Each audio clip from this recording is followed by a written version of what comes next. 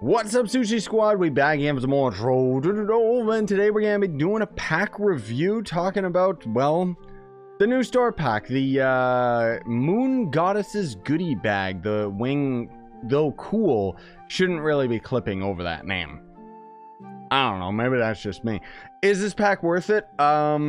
Yeah. In all honesty, it really is. It's going to be 3,000 credits, so this is something that GameAgo has been doing, which is awesome, is anytime they end up adding some new stuff, for the most part, it's always had a price of credits. Now, what that means for those that are just tuning into Trove is that free-to-play players can obtain it because you can buy credit pouches from pay-to-win players that end up buying those and selling them on the market.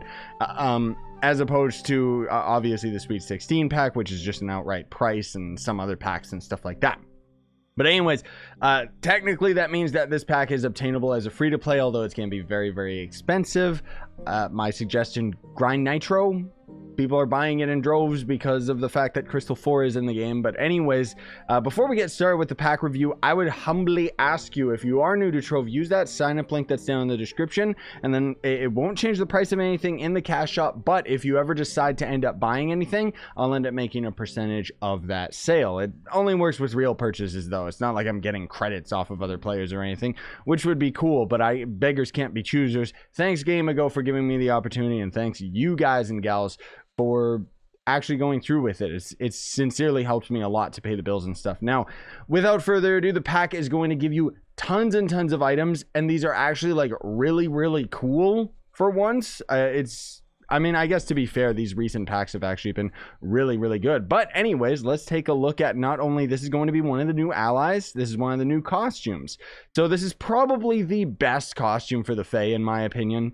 It just looks cool, doesn't it? I mean, the wings aren't my absolute favorite, but the rest of the outfit just swag, man, swag. It looks like an actual proper mage. Not to mention it ended up taking the video effects from the owl costume on the Fae, which the only reason anybody would end up using that costume on the Fae tricksters know it, the video effects were absolutely amazing. So this takes the same video effects, but kind of ends up adding a little bit more flair, a little bit more color that is appropriate with this costume, and you know, little moon icons and stuff like that with our shots. And I just absolutely love it, dude. Like, the VFX on this costume are probably the best there is for Fae Trickster, honestly speaking. Even the bomb, like the glitter bomb, look at that, dude.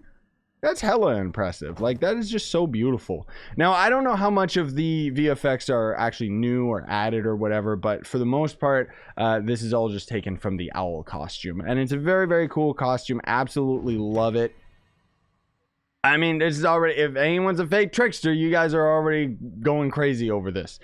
So the ally, there he is. He's going to end up being the Lunar Lobster. Hilarious. Is it a scorpion or a lobster? What do you mean? It's a crab. Hilarious description. Doesn't make any sense, but I love it.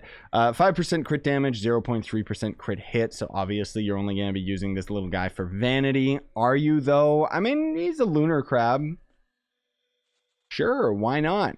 Then we also have this mount. Well, we'll save that mount for a moment.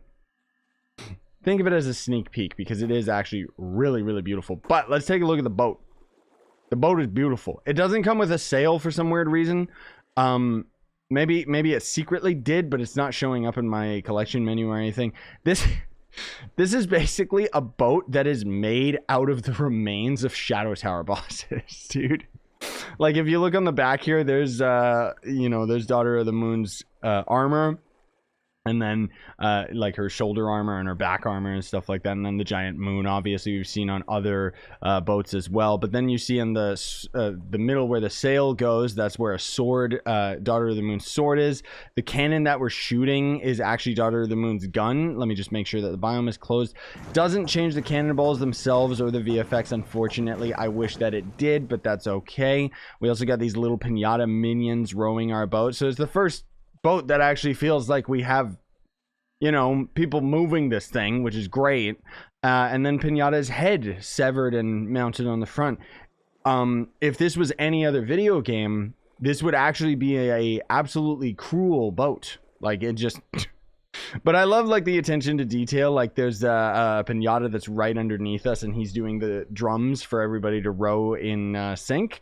I don't know if there's anything that's related to Weeping Prophet or, you know, Spike Walker or anything. There might be something that I'm missing, but I don't really see it. I think it's just the main two, just Pinata and then Dot.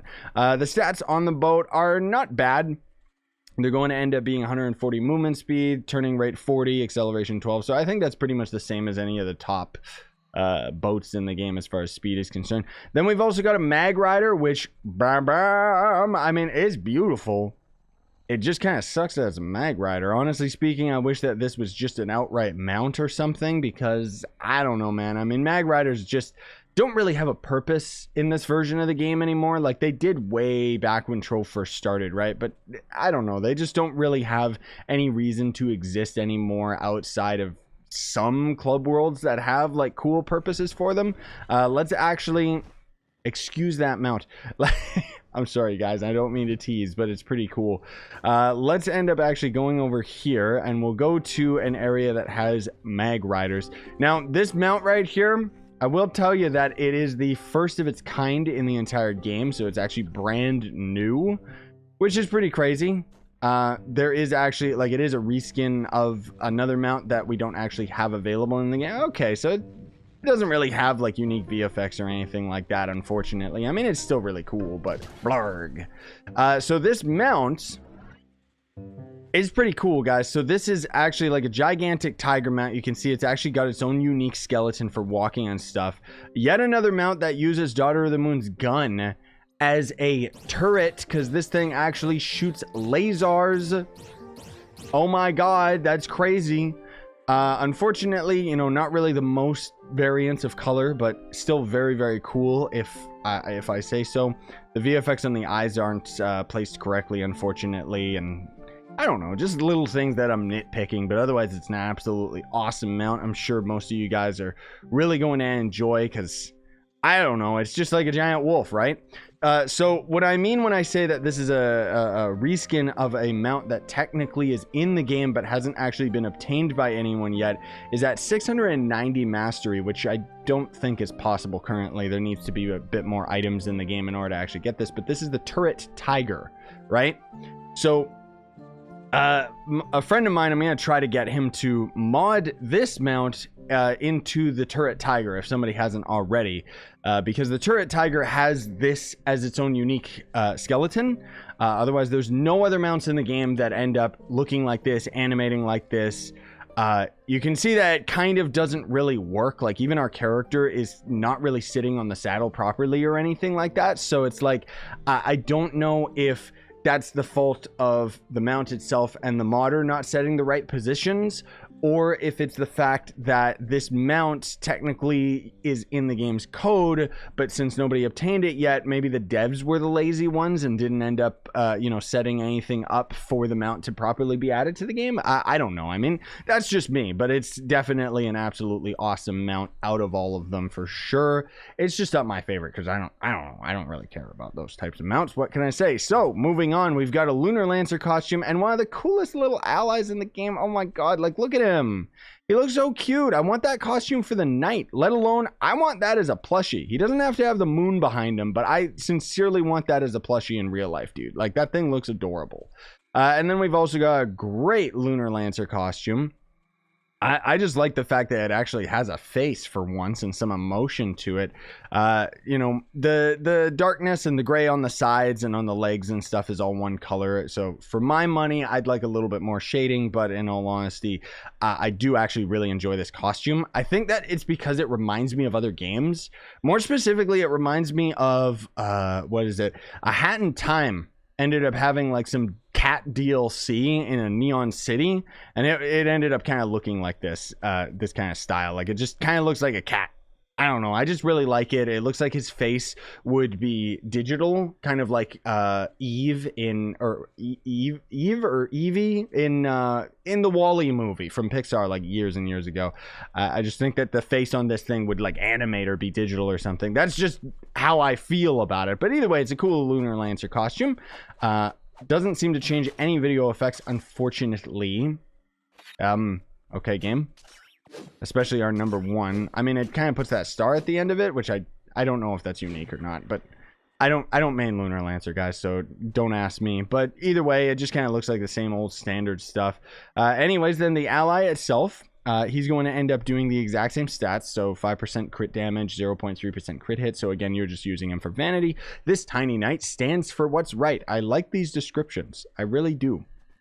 And then, oh yeah, I got the same magrider, the same boat. Yeah, okay. And then, of course, what you've been waiting for, this giant atrocity right here, it is a dragon, gamers, an actual dragon. There are parts of this that kind of piss me off, but this, I mean, on top of all the other stuff already making the pack worth it, this one just definitely throws it over the top. So you'll notice that it is actually a reskin of the Phoenix mounts. So there is a Phoenix mount that you can craft out of Forbidden Spires. I have a video on it that's like years old. But there is also a Phoenix mount that you can get from Mastery. Now, I just for perspective, I want to show you guys this, because this thing is absolutely awesome. You get this one from Mastery, and the difference between this and the other Phoenix mount is the other Phoenix mount actually has fire VFX on the wings, but they don't end up showing up as kind of this red and blue or yellow and blue flame, whatever. Like, that's the thing that really separates this from the other mounts, and it's probably the coolest mount out of Mastery that there is today, not to mention all the VFX and stuff like that. We kind of, unfortunately, I mean, it's cool, you know. I know that most people don't have 600 Mastery, so they don't get to see that beautiful Phoenix mount. So this is a very approachable version of it. But this thing has the same thing. It's got the flaming wing VFX going on with it. This is actually like a more blue VFX, so it absolutely looks beautiful. But unfortunately, again, this is just me nitpicking. I know nobody else is going to care. You can see that the fire stops before the tiny bit at the end of the wing because of the fact that the fire VFX was designed with the Phoenix's mounts wings in mind, which were a lot smaller than this. So the fire kind of ends abruptly before it goes to the end of the wings. So I would have just personally liked it if the wings fit a little bit better with the VFX. But otherwise, I mean, the mount is absolutely awesome. You know, it's basically a pay-to-win Phoenix mount, so there you go. It's super duper easy to get compared to the others, so long as you have the credits for it, and is completely over-the-top beautiful. It doesn't shoot, okay? Neither does the Phoenix Dragon. Phoenix Dragon. I mean, it's a dragon, okay? Like, we all know that it's a dragon, right? Like, just based on the way that it animates and everything like that. But yeah, so it doesn't end up doing any of that fancy stuff, but it's still absolutely a marvel to look at. So yeah, thanks so much for watching, though, gamers. Really appreciate it. Hope you found this video helpful, and if you did, smack like, sub for more. You guys know how it is. Have yourselves a fantastic day. Buy some of the merch you want to support the channel. Sign on. Stay up, gamers. Oh, I should also mention I'm working on new merch. Most of all, it's just based on my new logo, and we got verified. Yay! I talked about that in the video yesterday. Bye, guys. So congratulations to me. I pat myself on the back for that, even though it was literally just waiting for YouTube to do it. Thanks for watching, though, gamers. Really appreciate it. Smash like, sub for more. Sign on. Stay epic.